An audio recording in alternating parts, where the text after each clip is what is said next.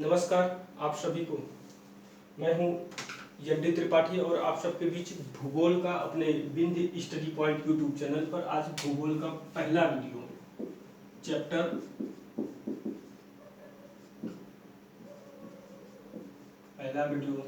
लेकर आ रहा हूं और आप सबसे परिचय देना चाहता हूं कि किस प्रकार से हम भूगोल को पढ़ाएंगे। तो भूगोल में सबसे पहले हम भूगोल की जो है विवरण बताएंगे या फिर परिचय इंट्रोडक्शन कराएंगे कि भूगोल है क्या, फिर भूगोल कब से अस्तित्व में आया, और फिर उसके बाद हम ब्रह्मांड की जानकारी लेंगे कि ब्रह्मांड में क्या क्या है, कितने खगोलीय पिंड हैं, ब्रह्मांड किसे कहते हैं।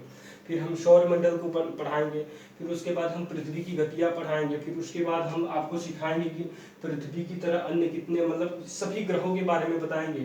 फिर हम पृथ्वी के वायुमंडल तथा तापमान वितरण की बात करेंगे, पृथ्वी के मौसम की बात करेंगे, पृथ्वी पर जलवायु तंत्र की बात करेंगे, पृथ्वी पर अपवाह तंत्र की बात करेंगे तथा पृथ्वी पर उच्चावच एवं जो है पहाड़ पठार नदियों इस सब की चर्चा करेंगे विधिवत। फिर सातों महाद्वीप की चर्चा करेंगे, फिर सातों महासागर की चर्चा करेंगे, पांच महासागर हैं और 7 महाद्वीप हैं, इन सब की चर्चा करेंगे।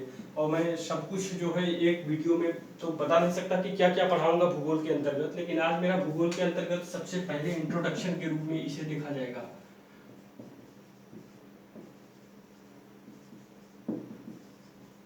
ठीक, तो सबसे पहले जो है अगर जियोग्राफी की बात की जाए तो जियोग्राफी तो अलग अलग शब्दों से मिलकर बना है, जियो प्लस ग्राफी।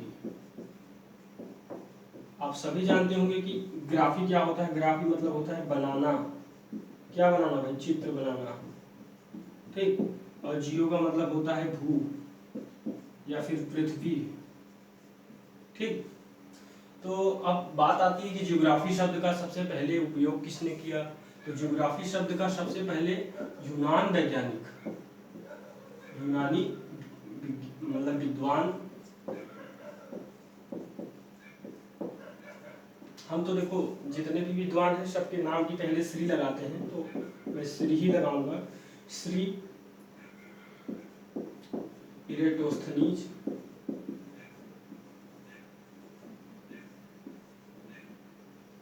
ने दिया था।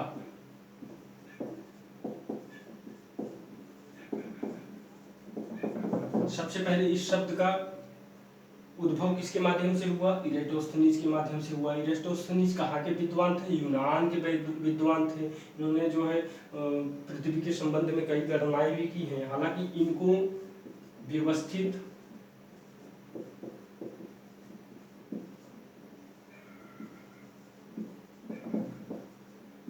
भूगोल का पिता भी कहा जाता है, व्यवस्थित भूगोल का पिता कहा जाता है, सिस्टमेटिक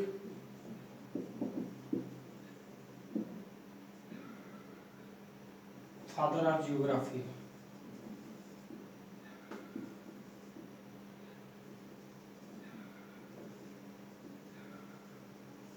तो ये कॉन्सेप्ट क्लियर होता है कि भूगोल में भूगोल अथवा जियोग्राफी शब्द का सर्वप्रथम बार प्रयोग किसने किया था, तो यूनानी विद्वान श्री इरेटोस्थनीज ने दिया था। और इन्हें व्यवस्थित भूगोल का पिता भी कहा जाता है, जिसे इंग्लिश में सिस्टमेटिक फादर ऑफ जियोग्राफी की संज्ञा दी जाती है। अच्छा, बात करते हैं कि फादर ऑफ जियोग्राफी कौन है। ये तो व्यवस्थित भूगोल के पिता हैं, तो फादर ऑफ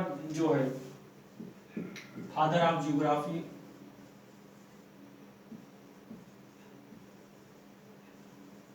मतलब भूगोल के जनक, फादर ऑफ जियोग्राफी हिकैटियस को माना जाता है। हिकैटियस ये भी यूनान के ही थे।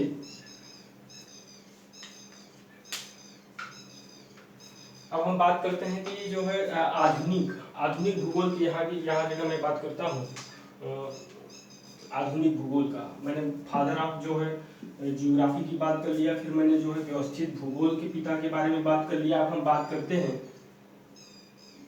आधुनिक भूगोल के पिता, कहीं कहीं इसे जनक भी कहते हैं। जनक का अर्थ होता है पिता। आधुनिक भूगोल के पिता मतलब modern geography, modern father of geography, ये इन्हें कहते हैं अलेक्जेंडर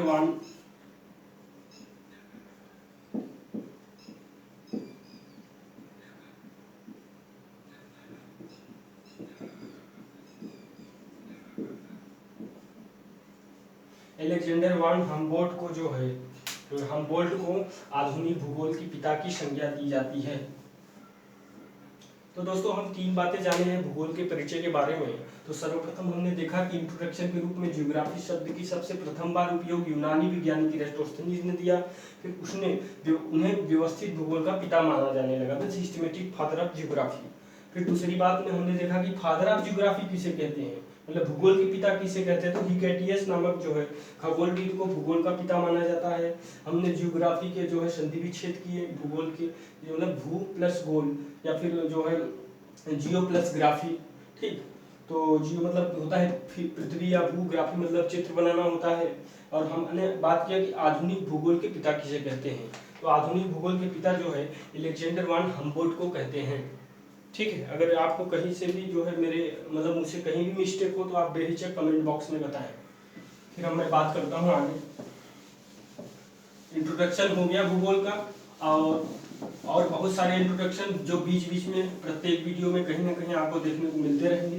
लेकिन ये जो तीनों चीज हमने बताई इसे आप जो है इम्पोर्टेंट जो है स्क्रीनशॉट रख लीजिएगा इसका। अब हम बात करते हैं ब्रह्मांड की।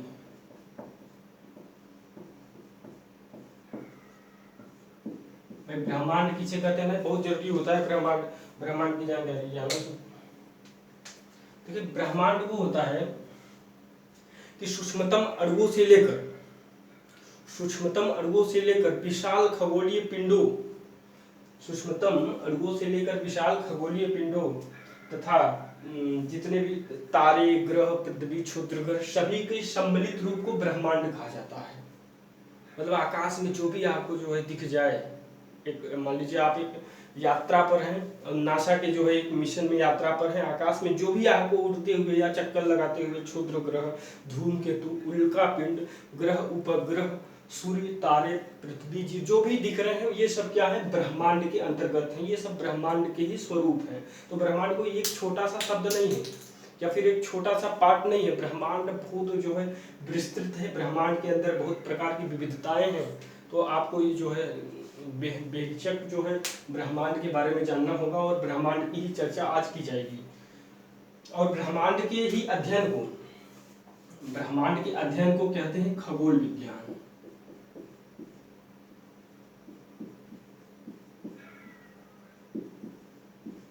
ब्रह्मांड के अध्ययन को खगोल विज्ञान कहते हैं। अब बात करते हैं जो है एक और यहाँ यूनानी विज्ञान की।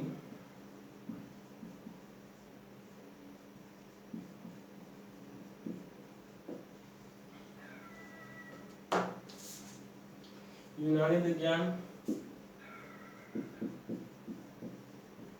क्लॉडियस टालेमी के बारे में आप लोगों ने जाना होगा। टालेमी जी, इन्होंने जो है ब्रह्मांड के बारे में एक परिकल्पना मतलब एक अपनी सुझाव दिया कि इन्होंने कहा कि जो है इनका मत था कि पूरे ब्रह्मांड का केंद्र, मान लीजिए ये पूरा ब्रह्मांड है और पूरे ब्रह्मांड का केंद्र आप सभी जानते हैं कि ब्रह्मांड का केंद्र जो है सूर्य है, लेकिन इन्होंने मत दिया कि ब्रह्मांड का केंद्र पृथ्वी है। ब्रह्मांड का केंद्र किसने दिया ये मत? क्लॉडियस टालेमी ने दिया। फिर उसके बाद जो है लोग जो है इन्होंने जो है, हालांकि इनको जो है एक बहुत अच्छे तरह से जो है इनको माना जाता है क्योंकि जो है व्यवस्थित या फिर कह सकते हैं कि क्रमबद्ध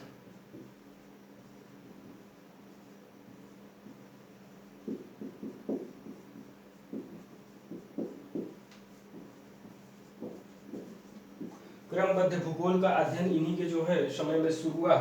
तो सबसे पहले हम आज बात करते हैं कि इन्होंने जो मत दिया इन्होंने मत दिया कि खगोल विज्ञान के तहत जो है सबसे अच्छी बात है कि इन्होंने क्रमबद्ध जो है भूगोल का अध्ययन किया। फिर इन्होंने कहा कि पूरे ब्रह्मांड का केंद्र पृथ्वी है, जो और सभी ग्रह तारे यहाँ तक कि सूर्य भी इसके चक्कर लगाते हैं। फिर इसके कुछ समय बाद एक और वैज्ञानिक आते हैं निकोलस कापरनिकस।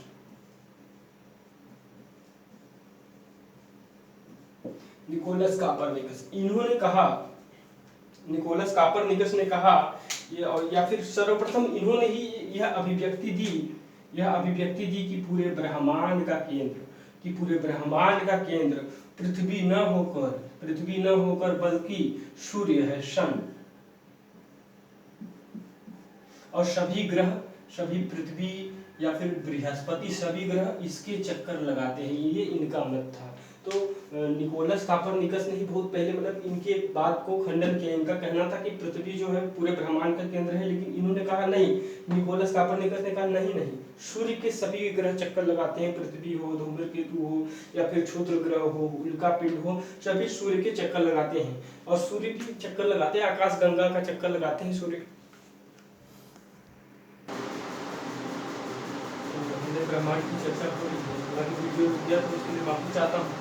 और ब्रह्मांड में निकोलस कापरनिकस के बारे में हमने बता दिया कि जो है आधुनिक खगोल विज्ञान के जनक भी इन्हें कहा जाता है।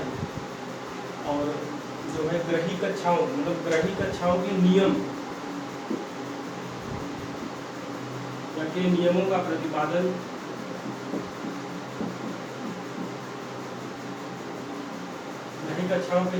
प्रतिपादन जोहान्स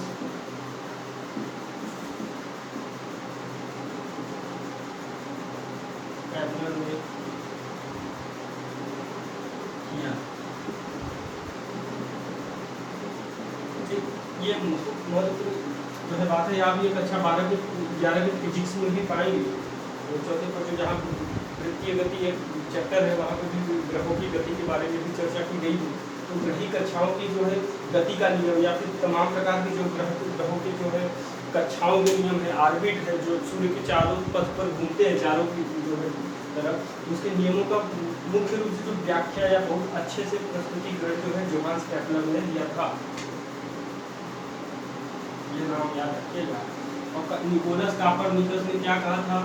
इन्होंने जो है क्लॉडियस टॉलेमी की बातों का खंडन किया था। क्लॉडियस टॉलेमी ने कहा था कि ब्रह्मांड का केंद्र जो है पृथ्वी है, सूर्य और अन्य तारे, अन्य ग्रह, खगोलीय पिंड इसके चक्कर लगाते हैं। किसके? पृथ्वी के। तब निकोलस कापरनिकस ने कहा नहीं भाई, ऐसा नहीं है। उन्होंने कहा कि सूर्य जो है ब्रह्मांड के केंद्र में है, ये आपका ब्रह्मांड है। अगर ये ब्रह्मांड है, कॉस्मोस में ब्रह्मांड, तो केंद्र में क्या आ गया? सन। उन्होंने कहा नहीं, सन जो है सबका केंद्र है, ब्रह्मांड का केंद्र सूर्य है और इसके चारों ओर जो है ग्रह चक्कर लगाते हैं। इस बात की जो है प्रामाणिकता आज भी मानी जाती है, एकदम ऐसा ही है, लोग भी ऐसा मानते हैं। तो इसीलिए आधुनिक खगोल विज्ञान के जनक के रूप में इन्हें जाना जाता है। तो आपसे सवाल आएगा कि आधुनिक खगोल विज्ञान के जनक किसे कहते हैं? तो निकोलस कापरनिकस। ग्रही कक्षाओं के बारे में हमने बताया कि नियमों का प्रतिपादन जोहान्स कैपलर ने किया था। अब उत्पत्ति देखिए, ब्रह्मांड की उत्पत्ति, ये ब्रह्मांड है कि उत्पत्ति की बात की जा रही है।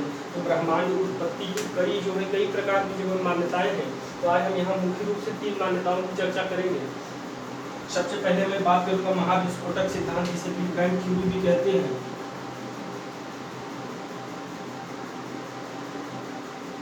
ठीक, बिग बैंग थ्योरी भी कहते हैं। तो इसके बारे में सबसे पहले जो है 1927 में जॉर्ज लेमेत्रे ने एक छोटी सी इसकी जो है चर्चा की।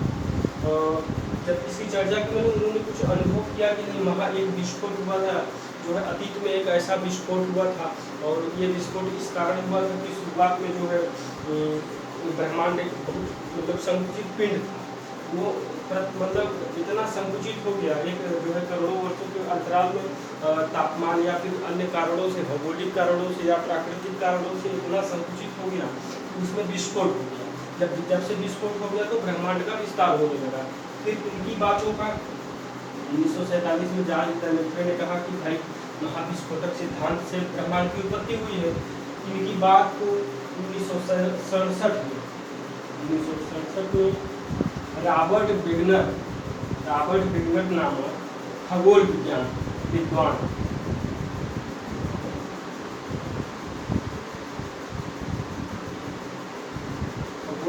ने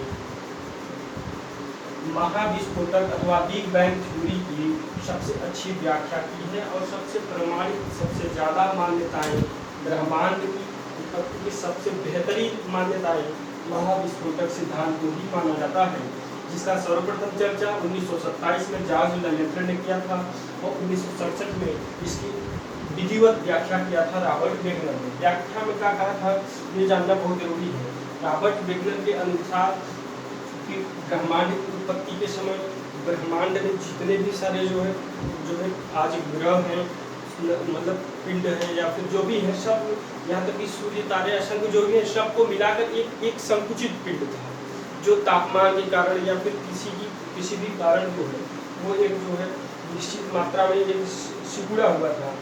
उनके घनत्व अत्यधिक होने के कारण, तापमान अधिक होने के कारण एक लंबे करोड़ों अरबों वर्षों के अंतराल के बाद उन्हें एक विस्फोट हुआ। इस विस्फोट के कारण जो है धरातल मतलब ब्रह्मांड का विस्तार हो रहा है और जो अभी भी हो रहा है। अच्छा, ये घटना जो है 13.7 या 13.8 जो किताबों के माध्यम से पता चलता है, अरब वर्ष पूर्व की बात है।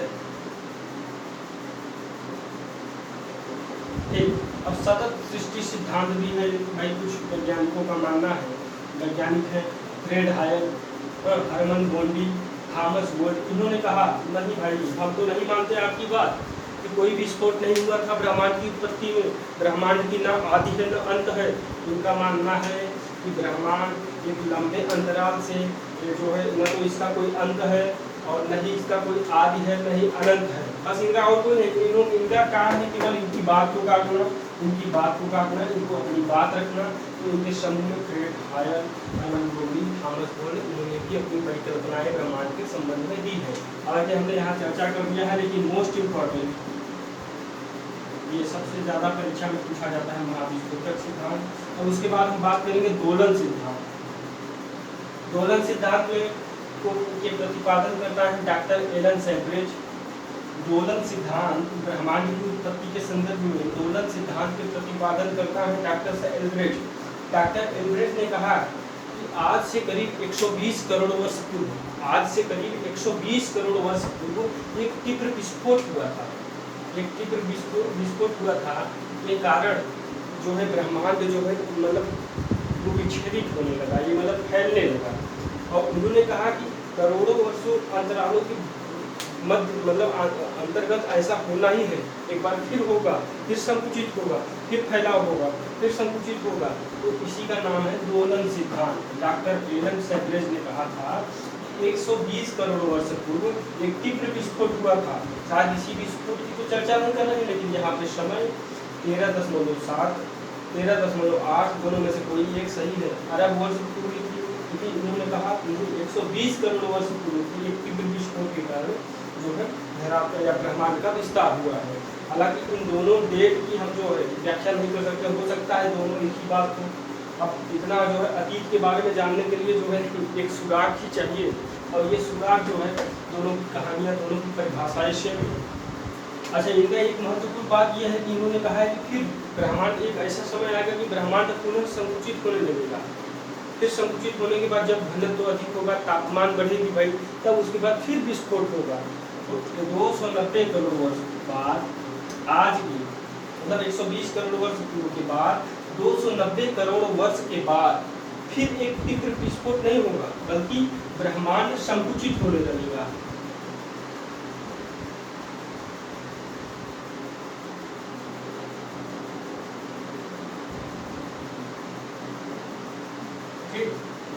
तो इसी के साथ जो है आज हम अपने इस वीडियो को यहीं पे रोकते हैं और आप सबसे आज केवल भूगोल का परिचय किए हैं। ये कोई भी बहुत विशेष जानकारी नहीं है, लेकिन इतना भूगोल की जानकारी आप सभी को होनी चाहिए कि भूगोल के जो है जियोग्राफी शब्द के सबसे पहले जो है मतलब प्रयोग करने वाले कौन थे, इरेटोस्थनीज थे। इरेटोस्थनीज को क्या कहा जाता है, इरेटोस्थनीज को जो है व्यवस्थित भूगोल का पिता भी कहा जाता है, the systematic father of geography कहा जाता है। फिर उसके बाद हमने बात किया हिपेटियस की बात किया। हिपेटियस क्या है, हिपेटियस फादर ऑफ जियोग्राफी कहा जाता है हिपेटियस को। हिपेटियस के बाद हमने बात किया हिपेटियस के बाद हमने किसकी बात की थी, हिपेटियस के बाद हमने बात की थी जो है अलेक्जेंडर वान हम्बोल्ट। ये अलेक्जेंडर वान हम्बोल्ट इधर जो है आधुनिक मतलब व्यवस्थित आधुनिक भूगोल का जो है जनक माना जाता है, और या फिर आधुनिक भूगोल के संस्थापक के रूप में भी जाना जाता है। और फिर हमने बात किया निकोलस कोपरनिकस को जो है आधुनिक खगोल विज्ञान का जनक माना जाता है। ग्रही कक्षाओं के नियमों का प्रतिपादन जोहान्स केपलर ने किया था। ये सभी बातें जो है आप सब याद रख लीजिए। ब्रह्मांड की उत्पत्ति की और भी चर्चा मैं करूंगा विधिवत रूप से, ये सिर्फ आपको इंट्रोड्यूस करवा रहा हूँ। इस तरह से मैं पढ़ाऊंगा और आगे चल के और बेहतर से बेहतर जानकारी आपको दिलाऊंगा। तो अब इस प्रकार अभी निहारिका परिकल्पना है, फिर सूर्य के जो है संबंध में बात करूंगा, फिर ग्रहों के संबंध में बात करूंगा, ग्रहों की गतियों के बारे में बात करूंगा, सातों महाद्वीप के बारे में बात करूंगा, जलवायु वितरण की बात करूंगा। इस तरह की सारी बातें होंगी। बस जरूरत है आप सभी के सम्मान, आप सभी के प्यार और आप सभी की लगाव का। तो इसी के साथ मैं अपना ये वीडियो आज रोकता हूँ। जय हिंद, जय भारत।